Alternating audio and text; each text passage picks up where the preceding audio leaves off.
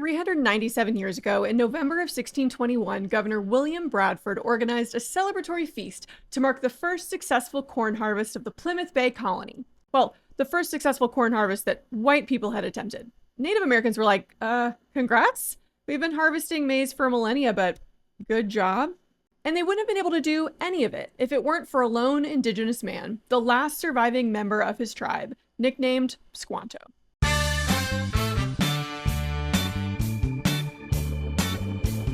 Tisquantum, that was his actual name, was born sometime around 1585. For context, Elizabeth I was ruling England. The Spanish had just defeated the mighty Ottoman Empire as they fought for control of the Mediterranean Sea. And over in Japan, Tokugawa Ieyasu was assembling a powerful military force that would soon unite Japan and slowly bring it into its powerful, isolated shogunate. Tisquantum was born into the Patuxet tribe along Cape Cod Bay. And the same year he was born, the English established their first colony on Roanoke Island. And even though that colony would famously disappear, this means that Squanto's life occurred within probably the most fascinating and destructive 50 years to be a Native American, especially in North America. Throughout his childhood, he would have heard rumors about the strange white men living along the coast. Unfortunately, he also would have very quickly learned to be fearful of these people, as kidnapping indigenous people had become a very common act for many of the early English arrivals. Why would some early English settlers kidnap indigenous people? Well, for one, it was a way to show natives the power and might of these new white men. Selfishly, it also was a quick way to learn about the native people that they would be encountering and maybe learn their language. There were also instances of white people taking indigenous people back across the ocean to use as a twisted sort of advertisement to attract new investors into their ventures in the New World. These native people would then be sold into slavery across Europe. The practice was fairly common and completely normalized. In fact, we have evidence of some of the Plymouth settlers speaking with families of indigenous people who had long ago been kidnapped, and apparently white people were shocked when they learned that a native mother, for example, who had all 3 sons kidnapped, could feel pain and sadness about the loss. Like, they genuinely didn't believe that indigenous people experienced the full range of emotions like white people did. This was the level of racism we're dealing with. Remember that many Europeans saw indigenous Americans as a strange and fascinating animal, not quite human. So when they spoke with a woman who couldn't look at white people, quote, without breaking forth into great passion, weeping and crying excessively, they were stunned. So Tisquantum himself was kidnapped, we think in 1614, so he would have been around 30 years old. John Smith, you know him, founded Jamestown, Saved by Pocahontas, voiced by Mel Gibson. He was on an expedition to explore the coast of Maine and the Massachusetts Bay when his second in command, Thomas Hunt, took a ship, which was meant to be loaded up with cod to be sailed to Spain, but Hunt decided to load up more than just fish. He lured 20 Patuxet Indians, including Tisquantum, onto his ship by promising them trade. When they got on the ship, he locked the doors and set sail. Cool, thanks, Thomas. It should be said that John Smith vehemently disapproved of this action and basically wrote that Hunt would never work again, so like, good for you, John, I guess. And we don't know what happened to Tisquantum for a few years. The best guess is that he was sold to the highest bidder and ended up somehow back in England.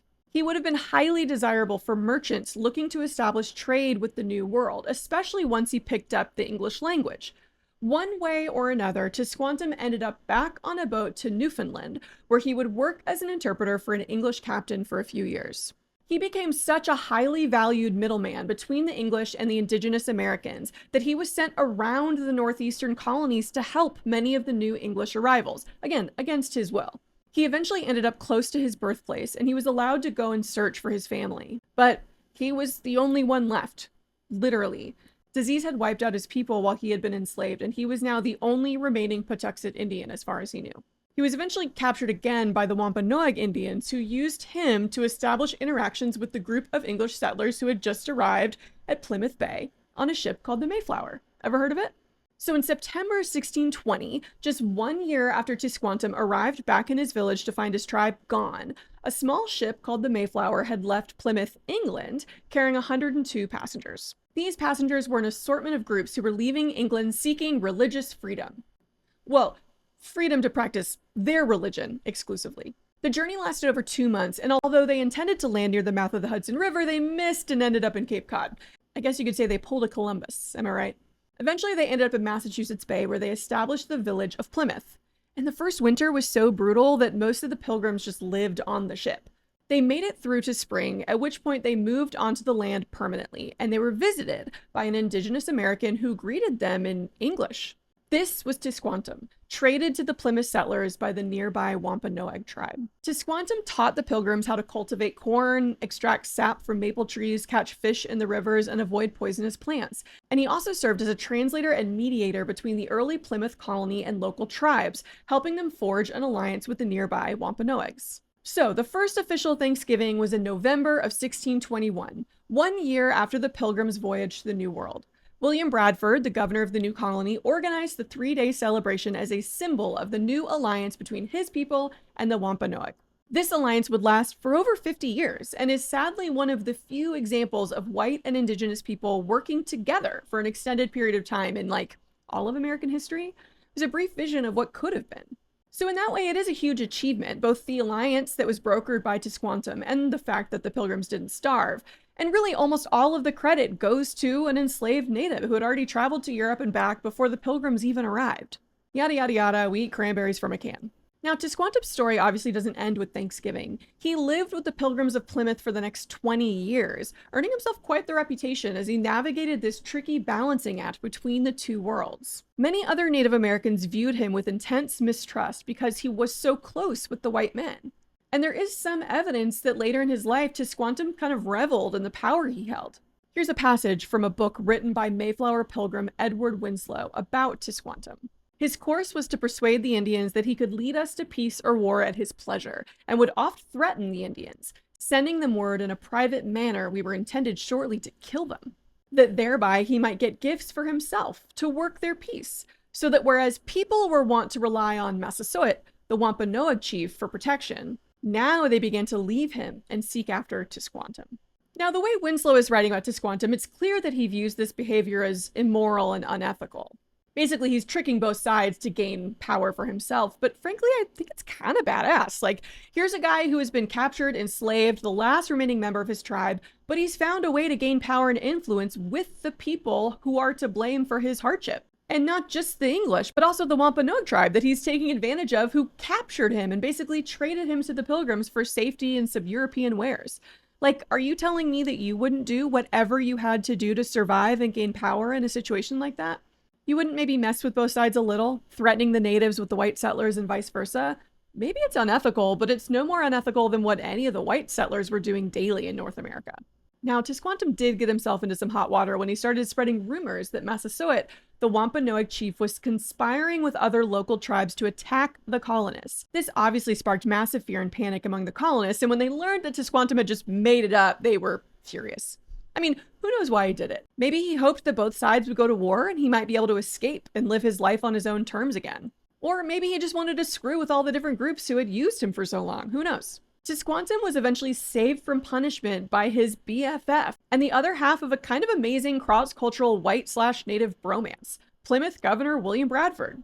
We actually know a lot about Tisquantum's life from reading Bradford's journals. He was clearly amazed by Tisquantum and realized how lucky they had been to have him on their side when they first arrived in Plymouth. He referred to Tisquantum as, quote, a special instrument sent of God for their good beyond their expectation. And Tisquantum maintained a good relationship with the Pilgrims for the rest of his life. They invited him to live on their plantations, and they even organized a rescue mission to save his life after he was captured by another nearby tribe. Tisquantum was eventually selected by Bradford to lead a ship of settlers on a trading expedition around Cape Cod, and it was on that trip that he contracted an unknown disease. Governor Bradford stayed with Tisquantum for the last days of his life and described his death as, quote, a great loss. So before we move on, let's circle back to the indigenous side of this story of Thanksgiving, because Native Americans today have a very different view of this national holiday that is very important to acknowledge. Even though the story of the Pilgrims, the Wampanoag, and Tisquantum is a pretty nice story, at least in isolation, especially considering the alternative, it is not representative of the typical relationship between indigenous people and white settlers. Many Native Americans today take issue with the way that Thanksgiving and its story are presented to the public, especially to children, because it very literally whitewashes what was a largely violent, destructive, and painful experience. Like, sure, there was this one nice feast, but what about the other 98% of the indigenous population that died as a result of the conquest? What about the settlements on stolen land, the wars, and the massacres committed against its original occupants? Since 1970, some protesters have gathered on the top of Coles Hill, overlooking Plymouth Rock, on Thanksgiving Day to commemorate a national day of mourning for the millions of Native Americans who weren't given the Squanto treatment by the white settlers. In the minds of a lot of people of indigenous descent, Thanksgiving is only second to Columbus Day on the list of offensive holidays the US government has chosen to celebrate. So in this case, what do we do about Tisquantum and his legacy? Like many indigenous collaborators, like Malintzin, who worked with Cortez down in Mexico, Tisquantum's legacy is confusing. He's a symbol of peace and collaboration for his role in helping the Pilgrims survive.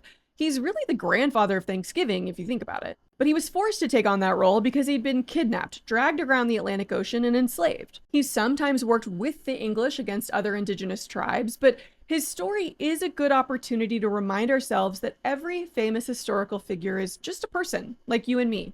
What would you do to stay alive? If you finally made it back home after years of enslavement in another world, basically, to find that everyone you knew was gone, you would probably use whatever power you had, in this case, knowledge of the land, the languages, and crops, to build alliances with whoever was offering them to you.